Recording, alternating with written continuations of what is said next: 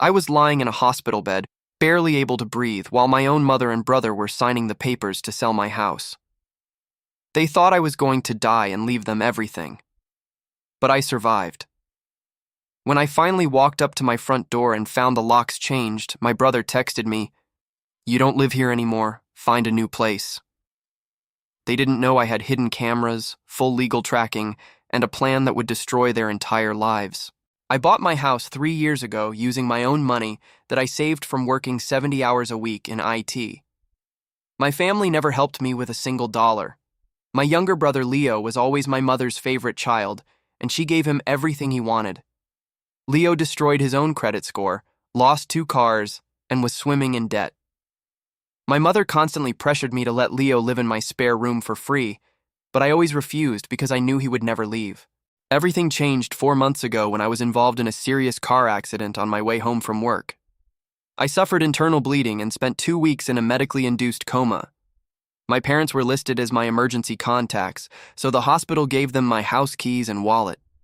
Instead of praying for my recovery, my mother and Leo saw this as a golden opportunity to solve Leo's financial problems forever, while I was completely helpless. While I was fighting for my life, my mother found the deed to my house in my home office. Leo owed $60,000 to dangerous people, and his time was running out. Together, they forged my signature on a power of attorney document, claiming I had authorized them to manage my assets due to my medical condition. They immediately put my house on the market at a massive discount just to get quick cash before I could wake up. Because the property was in a prime location and priced so low, a shady cash buyer bought it within a single week. My mother and brother completely cleaned out my bank accounts using the fake document as well.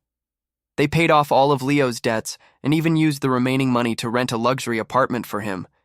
They genuinely believed that even if I survived, I would be too weak and broken to fight back against my own family. When I finally woke up from the coma, the doctors were amazed by my recovery, but I was completely alone. My family never visited me once after the first day. On the day I was discharged, I took a taxi straight to my house, still feeling dizzy and weak. When I reached the front door, my key wouldn't turn in the lock. I knocked loudly, and a strange man opened the door looking at me like I was a crazy trespasser. The man told me he bought the house legally a week ago from my brother, who had full power of attorney. My jaw dropped and my heart sank into my chest. I pulled out my phone and called my mother, but she declined the call and sent a text instead. She wrote, "Leo needed a future more than you did. You are smart. You can build a new life from scratch, but your brother was going to ruin. Do not contact us again." I stood on the sidewalk, my hands shaking from anger and weakness, but instead of crying or screaming, a cold wave of focus washed over me. They thought they were clever, but they forgot what I do for a living. I am a senior IT security specialist. A year ago, I installed a high-tech, completely hidden surveillance system inside and outside that house. The cloud storage was paid for a year in advance, and it recorded every single second of their crime. I walked away, rented a cheap motel room for a week, and opened my laptop. I logged into my private cloud server and downloaded the footage from the last 4 months. There it was, in crystal clear definition.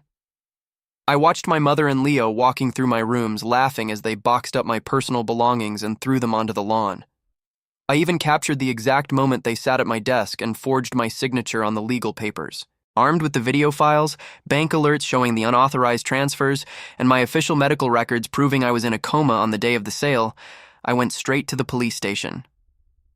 The detective who took my case was absolutely horrified by the footage. Forging a power of attorney and selling a property under these conditions wasn't just a family dispute, it was severe grand theft and felony fraud. The police immediately launched an investigation, but I didn't stop there. I hired an aggressive real estate attorney to deal with the shady buyer and freeze the title of the house. The buyer turned out to be an investor who knew the price was suspiciously low and illegally skipped several verification steps. My lawyer informed him that the entire transaction was fraudulent and that he was about to lose his money and his license. While the police were preparing the arrest warrants, my mother called me from a hidden number. She didn't sound guilty at all. Instead, she yelled at me because the buyer's bank had temporarily frozen the remaining funds from the sale. She demanded that I sign a waiver to release the money so Leo could pay his luxury apartment rent. She actually believed I would help them finish robbing me just because we shared the same blood. I listened to her screams calmly, recorded the entire call, and hung up without saying a single word. 2 hours later, the police moved in. Thanks to my surveillance footage and clear evidence of identity theft, the detectives didn't waste any time. They raided Leo's luxury apartment while he was hosting a party for his friends. He was handcuffed and dragged out in front of everyone, crying and yelling that he did nothing wrong. At the exact same time, another police cruiser pulled up to my parents' house. My mother was arrested right in the middle of her living room. My father, who had been completely oblivious to the depth of their illegal scheme, was left standing in shock as his wife was put into the back of a police car. They were both charged with identity theft, felony forgery, grand larceny, and conspiracy to commit fraud. The next morning, my father called me, sobbing hysterically. He begged me to drop the charges, saying that jail would completely destroy my mother's health and ruin Leo's life forever. He told me that family should forgive mistakes and that we could solve this quietly. I asked him where this energy was when they left me homeless after a coma. He had no answer, so I told him the law would handle everything now. While they were sitting in jail waiting for their bail hearing, my real estate attorney finalized the case against the shady buyer. Since the entire sale was based on a forged power of attorney, the judge completely voided the transaction. The house was legally returned to my name within days. The shady investor lost his cash payment and is now under investigation himself for participating in fraud. I finally got my keys back and walked inside my home. The empty rooms felt cold, but knowing I fought back gave me strength. I immediately hired a contractor to install new heavy-duty smart locks, reinforced doors, and even more security cameras.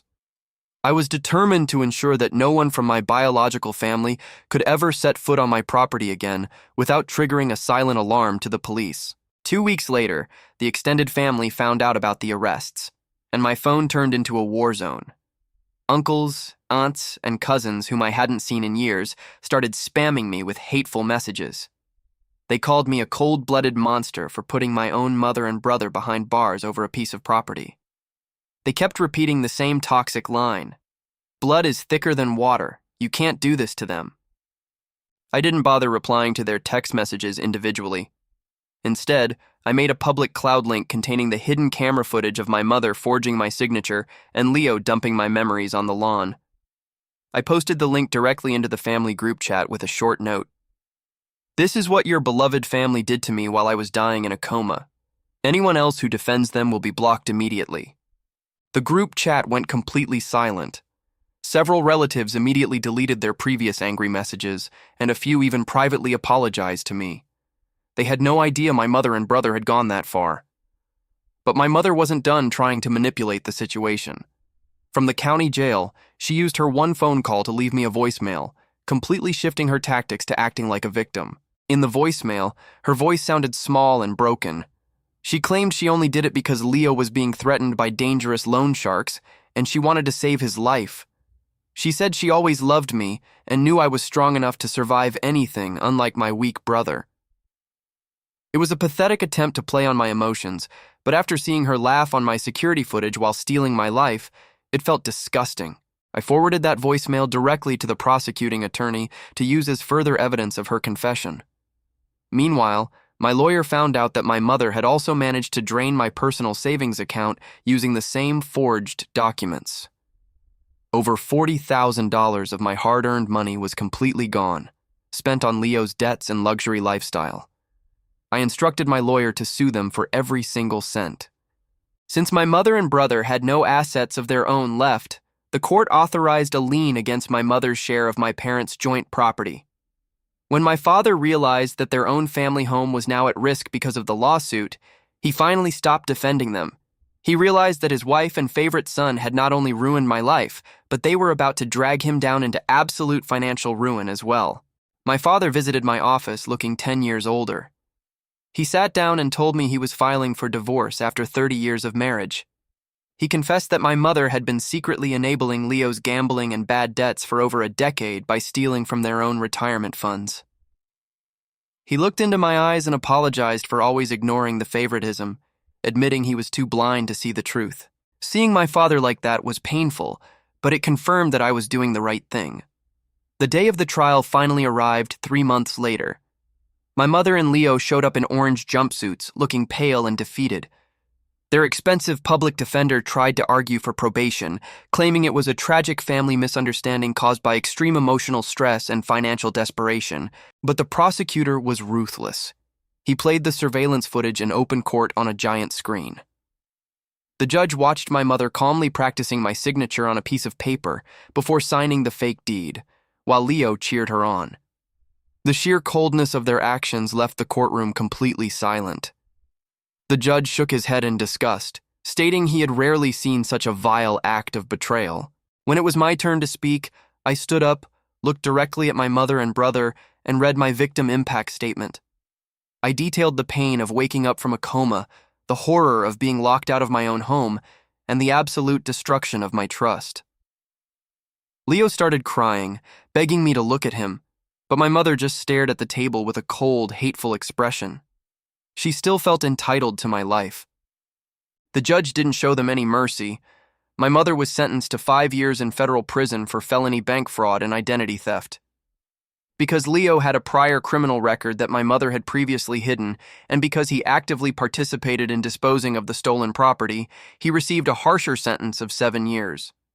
They were led away in handcuffs, completely facing the consequences of their greed. After the sentencing, my father and I walked out of the courthouse together. It wasn't a joyful victory, but a heavy sense of peace finally settled over me.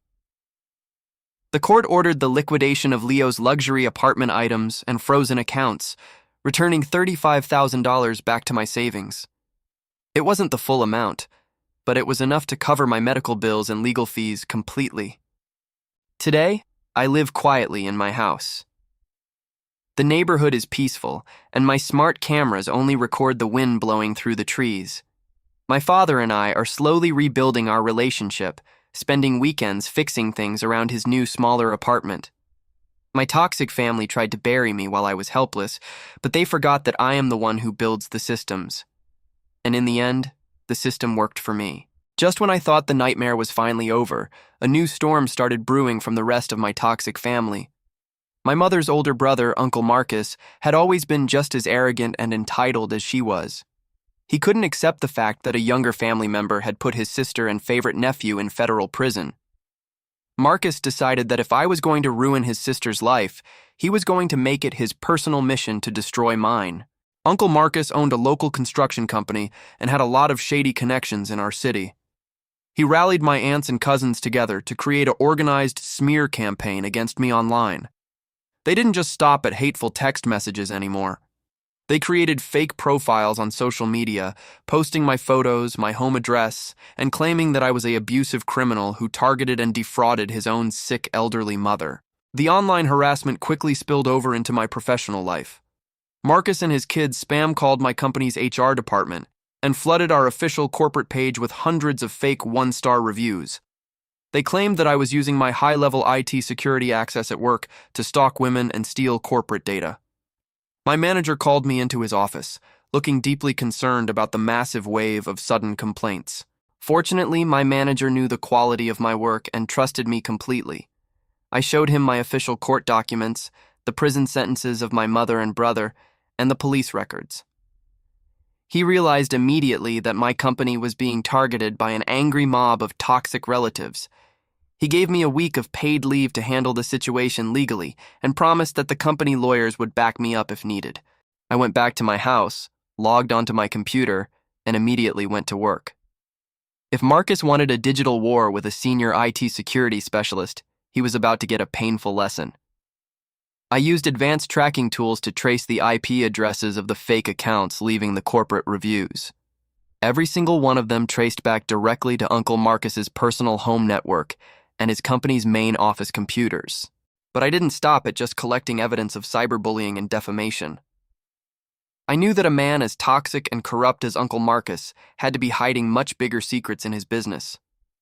I hired a certified private investigator to dig into his construction company's financial history. Within 4 days, the investigator uncovered a massive goldmine of illegal activity that Marcus had been running completely under the radar. It turned out that Uncle Marcus had been bribing local city inspectors for years to approve substandard materials on his building sites. Even worse, his company had been actively dodging hundreds of thousands of dollars in corporate taxes by paying his workers entirely under the table in cash.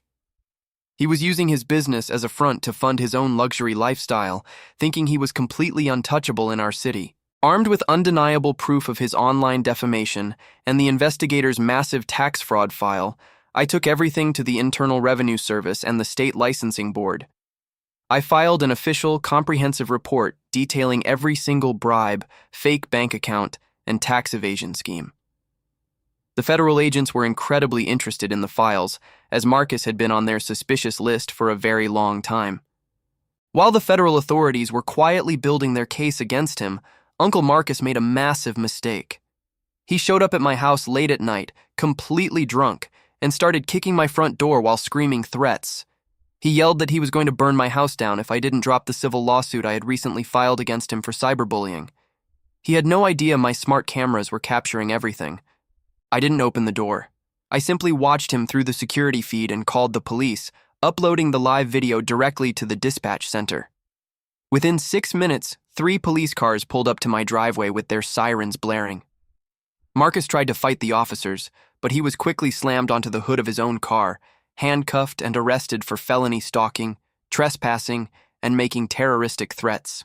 The next morning, Marcus was denied bail because of the severity of his threats caught on video.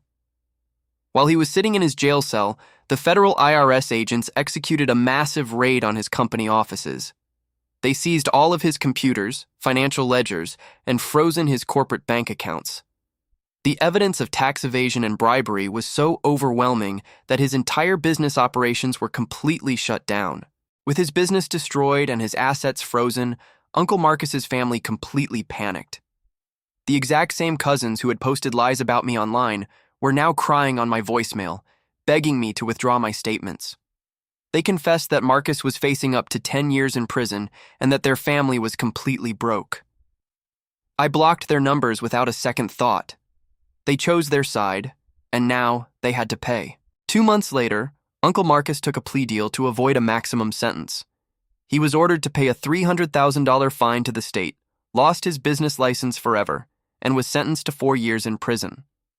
As part of my successful civil lawsuit for defamation, the court also ordered him to pay me $50,000 in damages for trying to ruin my professional reputation at work. I used that money to fully pay off my father's remaining debts from the divorce, ensuring he could have a completely fresh start away from my mother's toxic shadow. The rest of the extended family completely cut contact with me, which was exactly what I wanted from the very beginning. They finally realized that I am not a victim they can exploit, but a dangerous force they should have never messed with.